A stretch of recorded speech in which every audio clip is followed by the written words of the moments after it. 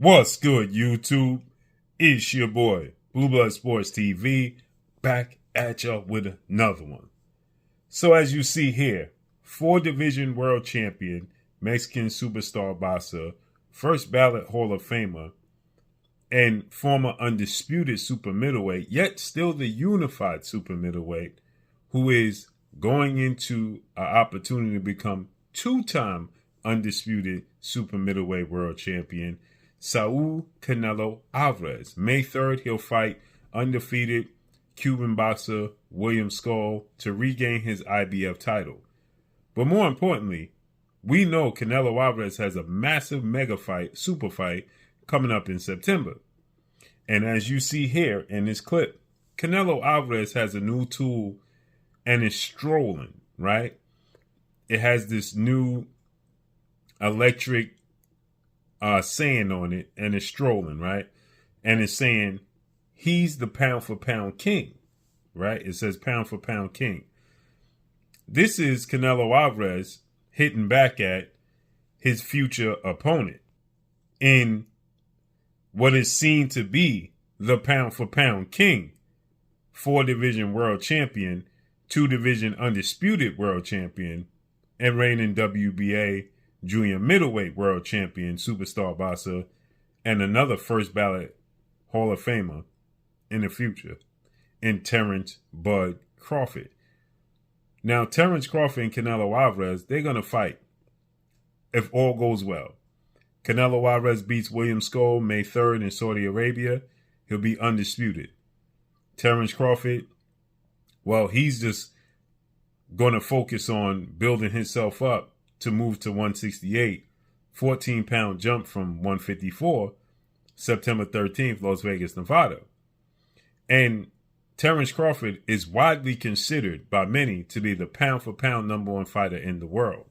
Now, some may try and convince you that 2-division undisputed world champion and undefeated heavyweight world champion, Ukrainian superstar boxer Alexander Usyk is number one, and or 4-division world champion, 2-division undisputed world champion, Japanese superstar boxer Naoya the Monster Inoue. Nonetheless, they all had controversial fights, controversial endings, and fights that people thought they had lost. Well, at least Alexander Usyk did. But Monster Inoue, he's not fighting that level of competition, right, that Terrence Crawford has faced. And so with that said, there's big fights for Inoue, and he's not looking to make them. Terrence Crawford is. And heavyweights don't belong on the pound-for-pound list. The pound-for-pound list was created in spite of the heavyweight division, right? For the likes of the legend, who is considered the greatest fighter of boxing history, in Sugar Ray Robinson. Because, obviously, Sugar Ray Robinson wasn't a heavyweight. And as the heavyweight goes, so goes the sport of boxing. With that said, it's subject to opinion, but many people believe that Terrence Crawford is the pound-for-pound undisputed number one fighter in the world. And Canelo Alvarez is hearing this, and he's now getting frustrated.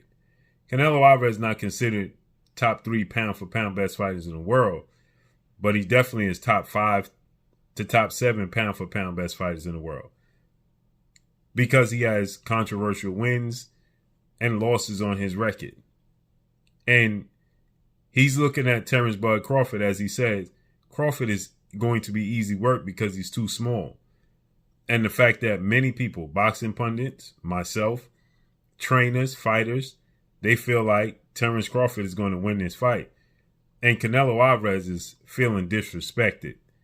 And so now he's trying to convince the world that he's the pound-for-pound best fighter in the world.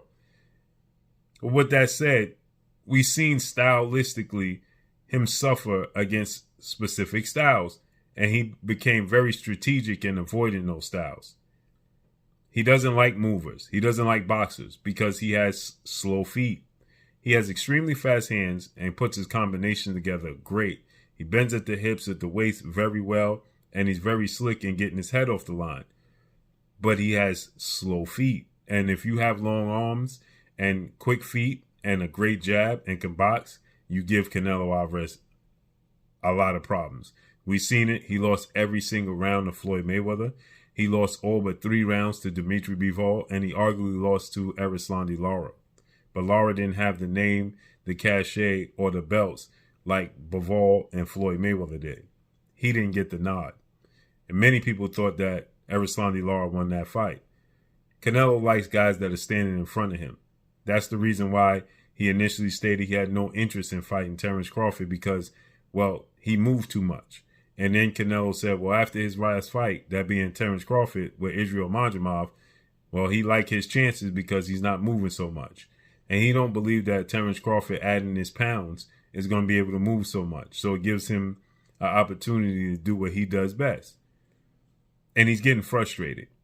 And this is going to be a super fight. I cannot wait to see how this unfolds.